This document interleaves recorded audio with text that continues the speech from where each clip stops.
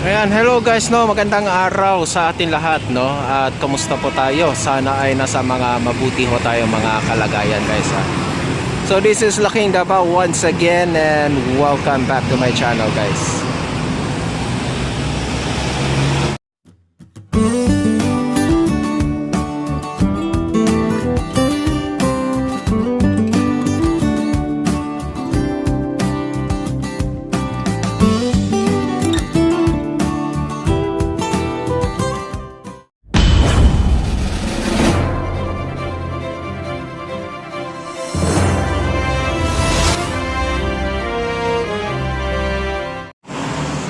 Ayan guys, no. So magandang hapon sa inyo lahat. So nandito tayo this along MacArthur Highway, guys, no. Yung road dyan, guys, is going to downtown Davao na. And then the other side is going to Matina, no. Ayan. Matina and Bangkal, no. Going southern part na, no. So ang ginawa natin dito ngayon, guys, is i-update natin itong ginagawa ng isa sa mga project nitong Cebulan Masters, no. Itong One Paragon Davao, no.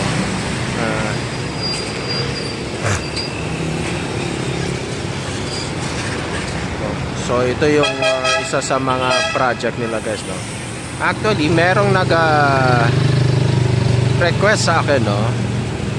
Yan, to update this area kasi nga yung kamakailan lang tayo ay binisita ng lindol, guys, no. Kasi yung nagkaroon ng 7.2 magnitude na lindol sa Jensan, nagkaroon din to, nakaramdam tayo ng malakas na intensity dito sa Davao City, no. And actually ito, no, wala naman masyadong nangyaring mga damages na nangyari dito, no, sa lahat ng mga projects dito sa inside the Davao City, no, sa mga tinatayo katulad ng mga ganito, no. Maliban lang naman sa isa sa mga tower crane nitong sa gumagawa ng One Paragon, no. Actually before, guys, ngayon makikita natin dito nag-iisa na lang yung tower crane. Before, there are 2 tower cranes here in One Paragon, no. Yung isang tower crane daw ay parang naalog ng husto, no, at bumigay, no. Kaya parang nabali, no. Ayan. Actually andun pa nga yung no, yung parang pinaka no, ang nabali siguro, ayan pa yung ng tower crane. So malamang ang nabali is yung itong niya, no, yung parang yung crane niya mismo, no. Yun yung nabali, guys. So lilipat tayo dito sa may itong overpass na ito para makita natin yung na ito, guys, no. This is the phase 1 of their project here, guys, no. Covering is a condominium and then a hotel, no. Actually the condominium is the taller one, and then this is the hotel, no, the Citadines Hotel, no. And then there will be a convention hall and a lifestyle mall also inside of this building, no, the whole So yun yung kasali sa package 1, no. Actually meron pa tong package 2, no. Ayan, no, phase 2, no. Ayan. So let's go up there, guys, no, sa sa taas mismo ng itong overpass para makita natin, guys, ha. Let's go, guys, punta tayo. Ayan, guys, no. So nandito tayo ngayon sa may overpass, guys. So ngayon, ayan, no.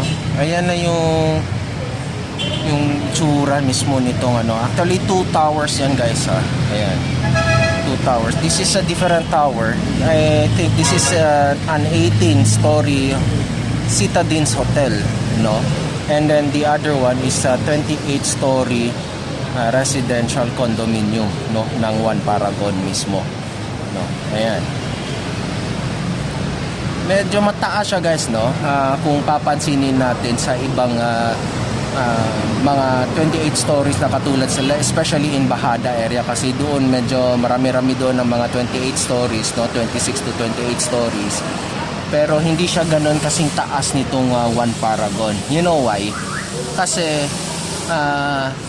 yung dito nga, sabi ko sa inyo, since this is almost already the southern part of the Davao City, ay yung restricted height, restriction ng height limit dito, medyo hindi na ganun kasing yung restriction na katulad sa Bahada and downtown, no? Kasi medyo nga malayo na to, so medyo hindi na masyado nagtipid sa clearance about sa ceiling, or yung ano, no, or yung sinasabi nilang this is a high ceiling building, no. So makikita nyo naman dyan yung mga first 4 levels, no, which is kung saan na belong yung convention center and the mall, no. Makikita nyo dyan na super high ceiling talaga sila, no. Ayan, even the hotel, no, ayan, no? Makikita mo yung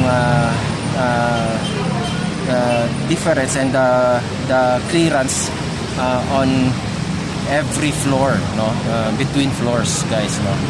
Ayan, so yun lang, no. Yun din yung isa sa pinunta ko talaga dito, no. Tinignan ko yung tower crane, which is doon banda. Ang hirap maganda dito kasi guys,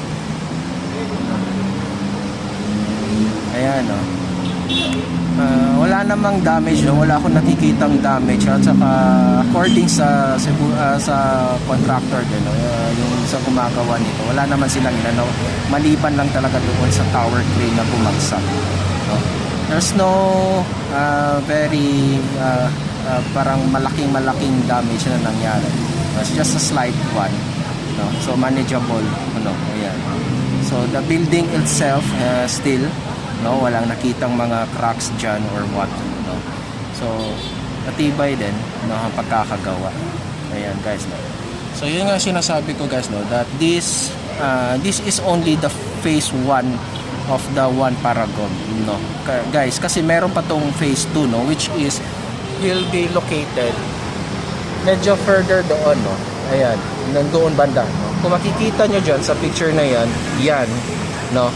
Ayan pa, no, there are we will expect on the phase 2 of this project another 5 to 6 towers, no, to rise, no. I don't know if it will be still the same as the residential building, kasi nga baka magsabi na naman kayo, residential na naman, bakit puro residential nang tinatayo sa Davao?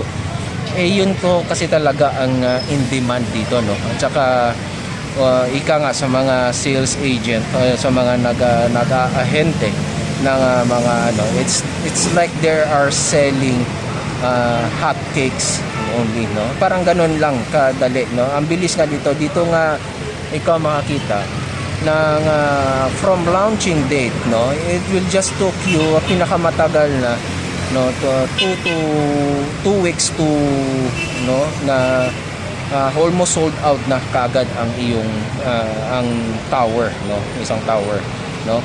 Actually the record has been yung record breaking na nangyari dito within same, no, contract itong sa Cebulan Masters Dates, which is doon sa kabila sa malaking township na ginagawa nila sa southern part din, which is just near malapit-lapit nandito, the Davao Global Township, yung East Towers yung nila, no. From launching date, they sold out 3 towers in just 3 to 4 days, guys, no. So ganon kabilis ang ano dito. Ngayon nga meron mag-open na sila ng panibago for selling the Tower 5 and Tower 6, which is madami nang nag-aabang for the reservation and for buying the in that towers, no, units dyan sa tower buildings na yun.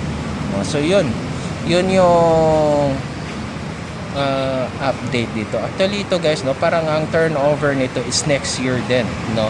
So yun nga din, ang isa nga sa abangan din dito is will be another mall, no? Another mall, a lifestyle mall inside of this building, no?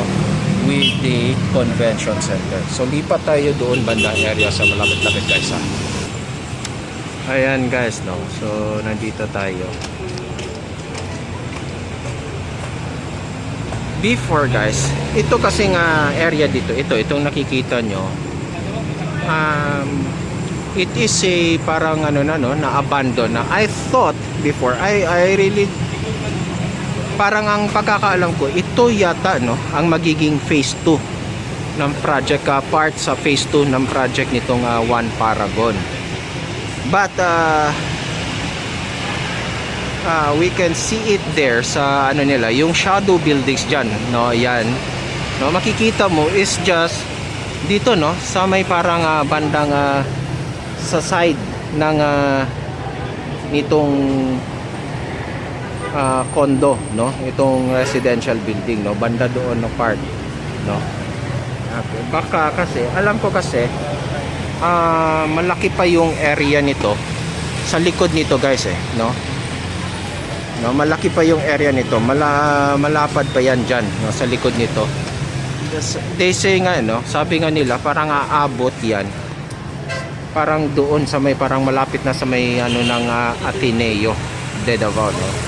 No, just a few blocks na lang kasi dito. It is the already yung property na ng Ateneo de Davao. So yun yung mga isa pa sa abangan dito guys, no. So yung expected natin dyan sa phase 2 nitong One Paragon guys is another 5 to 6 story 6 towers, no, building, towering buildings. Ayan. So dito guys medyo walang problema dito guys, nakakabelo sila sa height kasi nga yung sa restrictions guys, no, medyo malayo na to nasa southern part na to ng Davao City, no. So yun yung ano natin dito. I think the mall will have its 3-level mall, no, 2 to 3 levels, no, tapos there will be a convention center, no. So I don't know, baka maybe doon banda ang convention center. Ayan.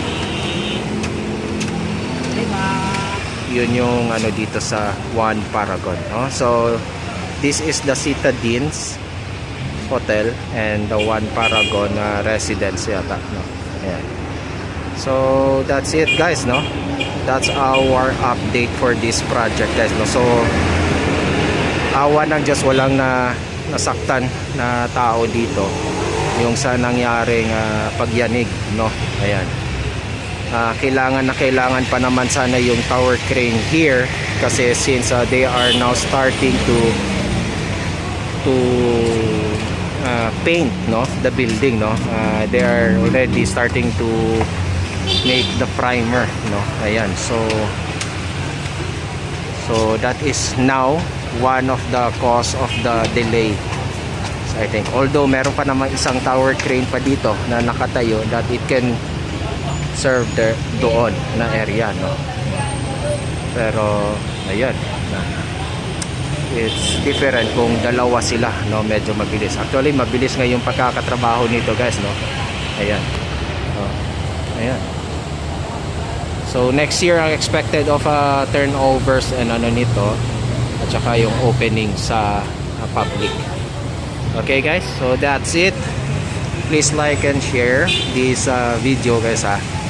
Sa mga hindi pa nakapag-subscribe dyan, please do so, subscribe kayo para ma-notify kayo, and hit that notification bell para ma-notify kayo every time I will upload a video tungkol sa mga